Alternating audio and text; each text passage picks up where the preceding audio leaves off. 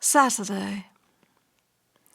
After sleeping wrapped in extra blankets, I awake to a fresh day. The morning is surprisingly delicious. My initial negative impression of Lowestoft momentarily wilts, especially when to my delight I discover that the hotel's dining area looks out to the far-reaching sea and opens onto an expansive esplanade that promises to lead me for a mile or two alongside broad, inviting sandy beaches. The air feels fresh, and there's no odor of processed peas, and for that matter, thankfully, no trace of a sewage smell, a problem that has periodically plagued Lowestoft's seafront and still does. Lowestoft's South Beach has recently lost its blue flag status, an award based upon the cleanliness of the sea's water quality. At the height of its popularity in the Edwardian period, authorities once boasted of spending large sums in perfecting Lowestoft's sewage and drainage so that human waste and what was called noxious vapors from the town did not contaminate the air or leak into the sea. There had also been a concern that the effluvium arising from the North Beach close to the fish houses would interfere with visitors' enjoyment. This dilemma reminds me that throughout history, drainage problems have often compromised many a watering place. A 19th century cartoon, Evidence Olfactory, from Mr. Punch at the Seaside, illustrates how pervasive the problem could be. The cartoon shows a couple enjoying a stroll by the sea. During their walk, Angelina, proud of her scientific knowledge, turns to her companion, Edwin, and asks, "Do you smell the iodine from the sea, Edwin? Isn't it refreshing?" Overhearing her question, a local fisherman abruptly interferes and with some pleasure dispels her notion. "What you smell ain't the sea, miss. It's the town drains as flows out just here." On this Saturday, such problems seem far away. There's no trace of either processed food or sewage. I long to step onto the esplanade, invite the chilling wind to be my companion, and breathe in the salt air blowing off the North Sea. I decide to venture to the right one day and the left another. The morning is cold. A layer of ice coats the steps. Frost covers the fallen, scattered leaves. Low clouds, illuminated by a rising sun, tarry above a broad swatch of sand going down to a glistening, smooth, silver-like sea. Being the most easterly point on the English coast, this area is reputed to have dramatic sunrises. In this early morning light, the distant, incoming tide forms dark, overlapping lines that, as they draw closer to shore, disperse into expanding elliptical sheets of foam. Except for the occasional dog walker, hardly a person is in sight. As I set forth, a gathering of clouds swirls in swooping curves over the horizon. I take pleasure in the sharpness and clarity of the winter light. An occasional lone runner, taking his morning exercise along rows of brightly colored beach huts, makes his way toward reassuring patches of aquamarine blue sky. In the distance, the silhouettes of two walkers pass through a globe of sunlight beaming like a spotlight on the water's edge. My attention drifts away from the almost empty esplanade and settles upon the open sea where centuries ago one might have gazed at the tangled mass of hundreds of trading vessels. The sails unfurled to catch the wind. The occasional sloop of war or fishing trawlers crowding the ocean and hastening toward the north. An 1812 guide to the town marvels at the constant display of shipping near the shore. witnessed nowhere else in England. The scene, which frequently presents itself of 200 or 300 ships, comprising vessels of all denominations, after having been wind-blown for several days and lying calmly at anchor, when a favorable breeze springs up, every sail is suddenly expanded, and all at the same instant getting under way, eager to steer for their respective parts, beggars description. A stranger would compare it, and not inaptly, to a moving forest. The floating wood sometimes extends to the distance of 9 or 10 miles, the vessels sailing all the way so close to the shore and tacking in such opposite directions. Once, standing in this very spot, a 19th century resident had asked a local fisherman how many vessels he supposed there might be. The fisherman had replied, 3,000 or 4,000, plus 7 or 8 large brigs. The nearest scarcely more than 100 yards from shore. Now, hardly any ship, except the occasional distant commercial freighter, silently and deliberately makes its way along a vacant horizon. But thankfully, the expansive, inviting beach remains, and so does the reassuring, repetitive chorus of the incoming breaking waves, as well as the satisfying sound of the sea's retreating gasp when the water draws back over the grains of sand, leaving pebbles to mark its trail. I pause and listen to the sea inhaling and exhaling, in and out, as if the ocean were registering the rhythmic, somnambulistic breathing of the legendary kraken below the thunder of the upper deep. Will this sea monster, memorialized in Alfred Tennyson's poem The Kraken, awake from its uninvaded slumber and rise from the depths to seize and destroy a passing ship with its colossal, octopus-like tentacles? I also wonder if the turbulence of the incoming tide might not be chronicling the labored movements belonging to the ancient giant sloth, the woolly mammoth, and the spotted hyena struggling to surface from the sea's depths so as to roam these shores once more. Though usually out of sight, these extinct beings are still with us. For not only did the fishing nets once snag remnants of these beasts in their nets, but also, now along this stretch, during massive winter storms, ancient gravel river channels emerge, replete with colossal animal bones and remains of the long departed. Stepping down from the esplanade, I sink my feet into the soft sand and make my way to where the sea has swept over and firmed the surface, allowing an easier passage. After a mile or so, I briefly join a couple walking their 2 dogs that bound in and out of the surf and then shake themselves dry. We chat until we reach a point where the incoming tide blocks any further passage. Not wanting to be cut off by the soft clay and crumbling cliffs collapsing into the sea, we turn and go our separate ways.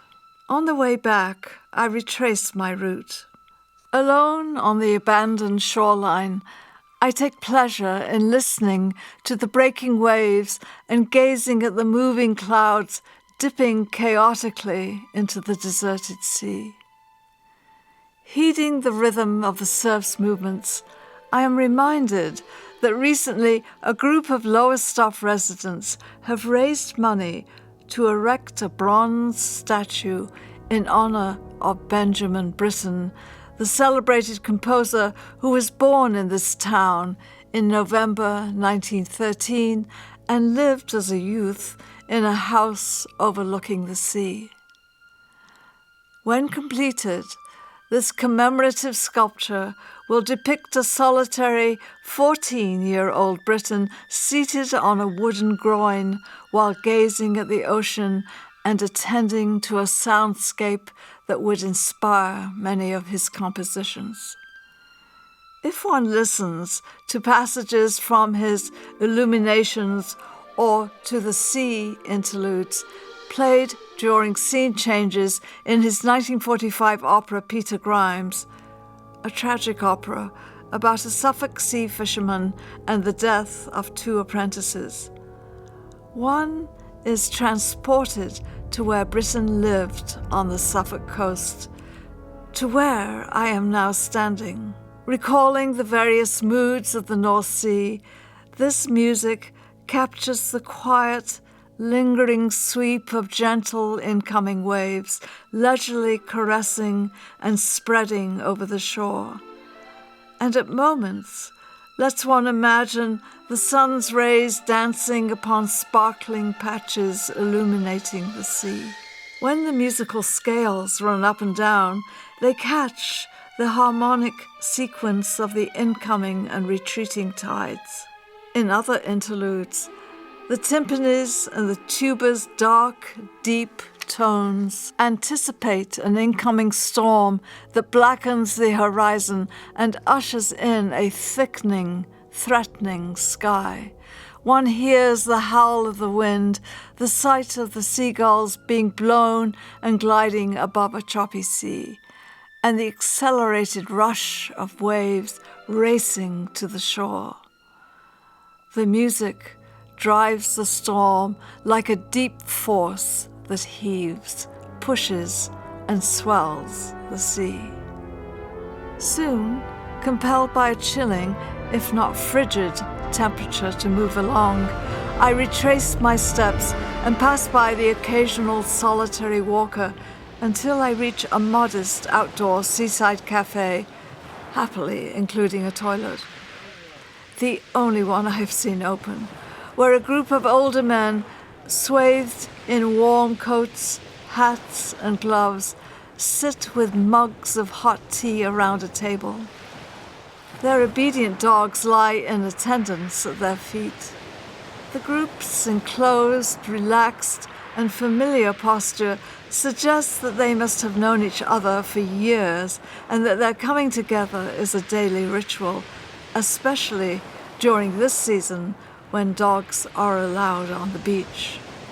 Close by, a line of women, resembling pigeons assembled upon telephone wires in winter, perch on the sea wall outside the cafe. Puffed up thanks to their layers of clothing, they abstain from conversing with one another and choose, instead, to look out to sea so that for a while they might silently surrender to the reverie of the moment, as well as to the hypnotic rhythms of the waves approaching and collapsing before them.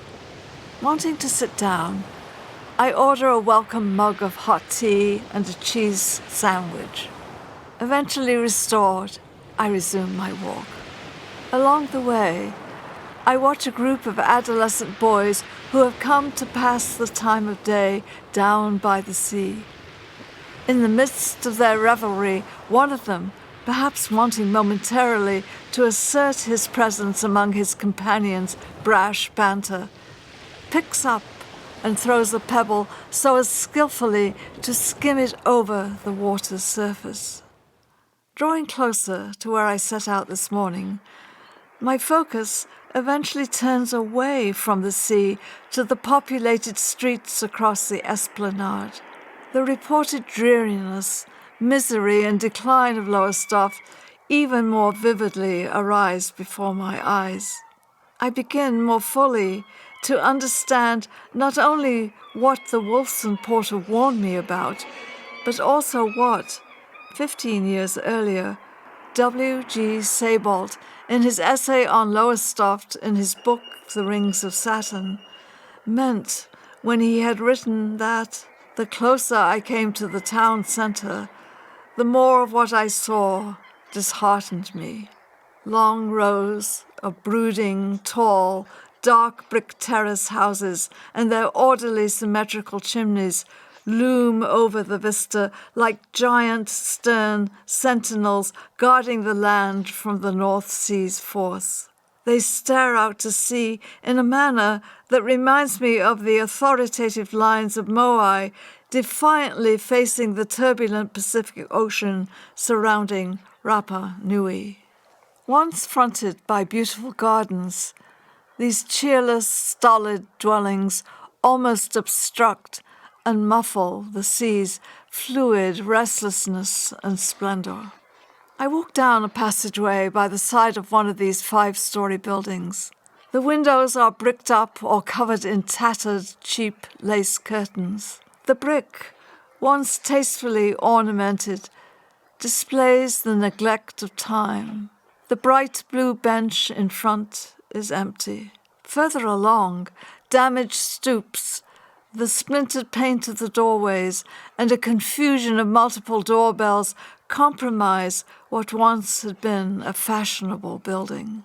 Not many paces away is a local mini-market, open 7 days a week, painted a garish orange. The shop's flickering fluorescent lights sputter through the smudged, cluttered window. Further along, dilapidated bed and breakfasts with, as Seybold suggests, improbable names such as Ocean Dawn and boarded-up former superior hotels or lost pubs such as the Old Crown and Anchor Hotel stand vacant and to let. Strange to think that in June 1878, Joseph Conrad had disembarked near here. Not knowing a word of English, as a Polish mariner, he had signed on as a crew member of a small coaster which was to sail out of Lowestoft. Conrad received his first English lessons from the ship's master. Disheartened by the scene, I proceed toward the South Pier, erected in 1846, a sad, diminished version of the grand structures I have seen in Cromer and Brighton. Hard to believe that in 1902 this pier was once considered to be one of the finest in the kingdom. Because it is now severely damaged, access onto its extended walkway over the sea is forbidden. Once this pier had featured a reading room, a bandstand. The band played pieces of a very select nature. And in the 1950s, a miniature railroad that had run the length of its walkway. On rainy days, the reading room must have been a haven for those who wished to be close to the sea. With the exception of a solitary angler who casts his rod into the choppy water below, not a soul sets foot on what's left. At the pier's entrance, a family entertainment center, though open, displays dim signs of life. I find it difficult to comprehend that up until the 1950s, this site would have been among the resort's major attractions. Older postcards show crowds of fashionable and refined holidaymakers mingling at this very spot. One from the Edwardian period shows this polite bustle of activity. But now, in the adjoining plaza, a merry-go-round stands still. Next to it, two brave souls, defying the unsettling wind, sit at a table outside a closed fish and chip establishment. Except for an elderly person boldly moving forward on his mobility scooter, not one person passes in front of the well-weathered Triton statue depicting Neptune wrestling with a large fish. No wonder a recent visitor commented that this site was hardly worth the time. Funding is currently being sought to secure the pier's future. Not in a mood to linger, I cross the promenade and walk toward a faux Victorian crystal palace, opened in 1993. what must have been some developer's attempt to attract tourists. This edifice of glass and steel, called the East Point Pavilion, reminds me of the Winter Gardens in Great Yarmouth.